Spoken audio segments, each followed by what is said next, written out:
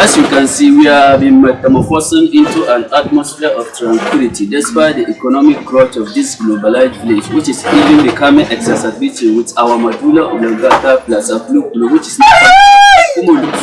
As you can see, it's going well. Let me say, now okay, it's a funny as a form of share. Profuna Okan, say unye parliamentarian and unye professor profu untiase nza every microphone no man na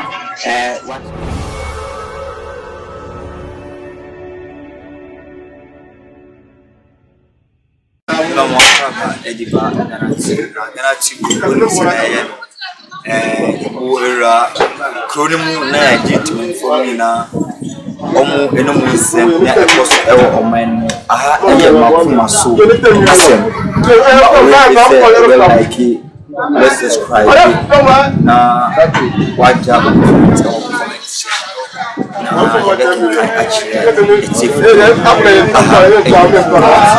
as you can see, we have been metamorphosing into an atmosphere of tranquility despite the economic growth of this globalized village, which is even becoming exacerbated with our medulla oblongata plus a blue, which is not cumulus.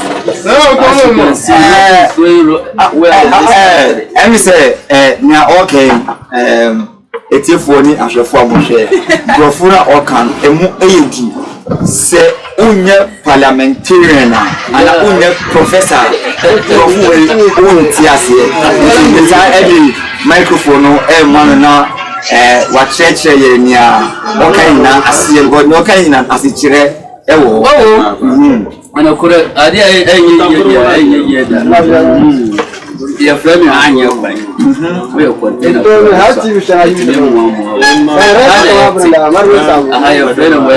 say we call it wireline. So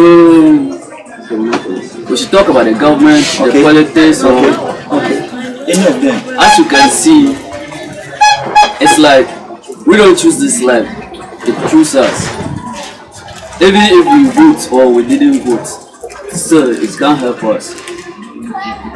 It's all about Western life. We imitate it from them. Look at how they structure their educational system.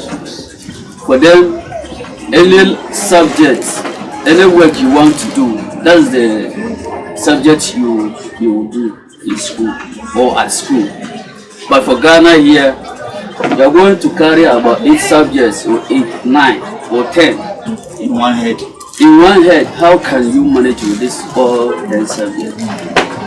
So it's not about we the Ghanaians. It is neo-coloniality which the Western culture brings for us to carry on our heads. So it's all about changing the educational system so that it can help us too. Because like, look at the vocational schools in Ghana. There are not many. We should focus on the vocational schools so that every citizen in Ghana will end up getting a work for himself instead of going through SS and what have you. Understand? So I'm understanding your point of view. You are factoring into the educational system. Meaning, if I want to be like the technical aspect, that is what you should start from the scratch to the top. To the top. All the other subjects. It's like you are going to use your 2 eyes to look through the bottle. Can that happen? No. Yeah. So that's what I'm thinking about. So now what do you want the government or the nation, not the government, the nation to do about the educational system? Yes, to introduce more vocational training institutions so that the youth can get work to do after completing. That's the best way. But for the government, either MPP or NDC, nothing will help us. Especially we are not voting for them to get money for us. Even if they pay us for us to vote them, it won't help us anything. Because after spending the money, that's all. You wait for next 4 years or 8 years before you can get that small amount of money again. So that is not the best way. the only thing is, though we've tried the two parties, and all of us we know that multi-party system in Ghana it won't work. Only that two, they call it multi-party, but it's only that two. No any new party can come into power again.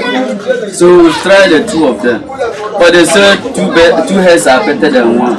But that English is wrong. It's two good heads are better than one damn head. Yeah, that's how two good heads are better than two one. Good heads. It's not too good. Two heads are better than one. Two good heads are better than one damn head. You understand? And also, you know, citizen right. They say if you don't have, if you don't take good care of your child and he go astray, maybe the government will have some punishment or the law will have some punishment on you. But the law shouldn't introduce any system. If you give birth to 2 or 3 children, the government will take them because the government don't want them to go wrong, so that the punishment will be on the father or on the parents. So why don't they organize some place? If you give birth, the government will take them because they don't want any punishment to go to the parents. That's how I see it. You are really speaking wisdom as well. Oh, serious. So then there should be a sector where anybody that gives birth more than 2, the government should take part in. That's all, because the pressure on the parents self is not something we can handle. So in that case, they should do some structure which can guide children not to go astray. By this time, if I'm in some institution which is taking care of the government, which is taken care by the government, will I find myself under this high tension? Very dangerous as well. Serious. We all know it's not good for our health, but we are in a danger zone. We have no Even choice. we define it as we are what am I going? How am I going to say it? Like we've been grind, like two positive and negative players touch each other. So even they told us, but we have no option. If we move from here, where are you going? If we move from here, where are we going? But it's not possible for everybody to be in a city.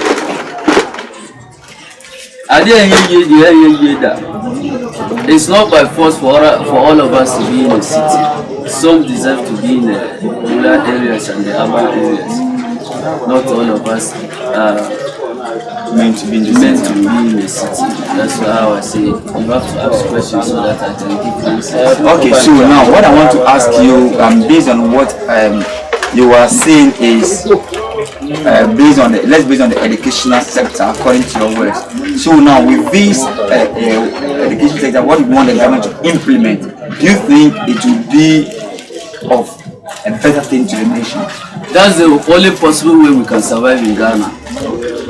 But we are here, we see the technical students, some of them molding cars, others molding traffic light, but then the government is supporting them to bring that thing. It's not about government supporting them, it's about acquiring the skills. The skills cannot take away from you.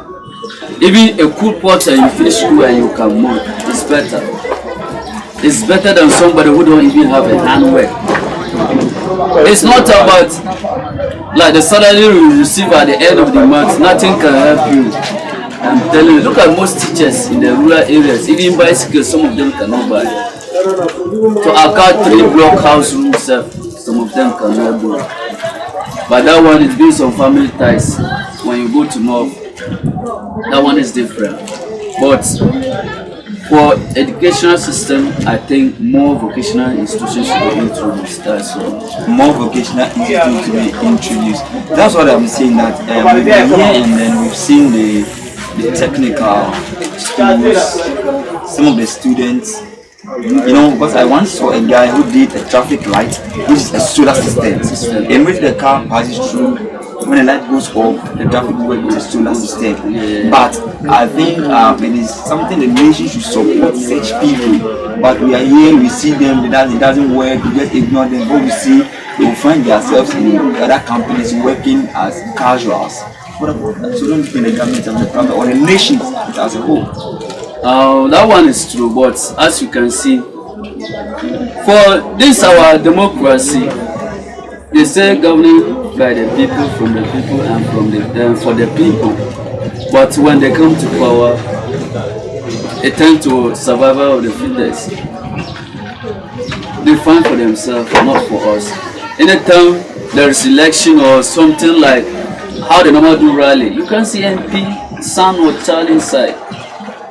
It's we, the grass roots were suffering. So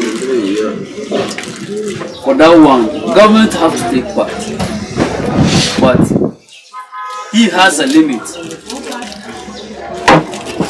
for maintain, like supporting police and those watching the roads to take good care of them or take good care of the roads. So how is the economy affecting your business?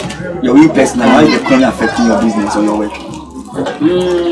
The economy is affecting our business in a manner that we've heard that there is some crude oil from abroad. So the one we have here, they don't put much interest on our dirty oil. So they depend on that oil which comes from abroad, some from Togo, Mali, Niger, and other things, Benin. So it affects our work negatively, actually. So the only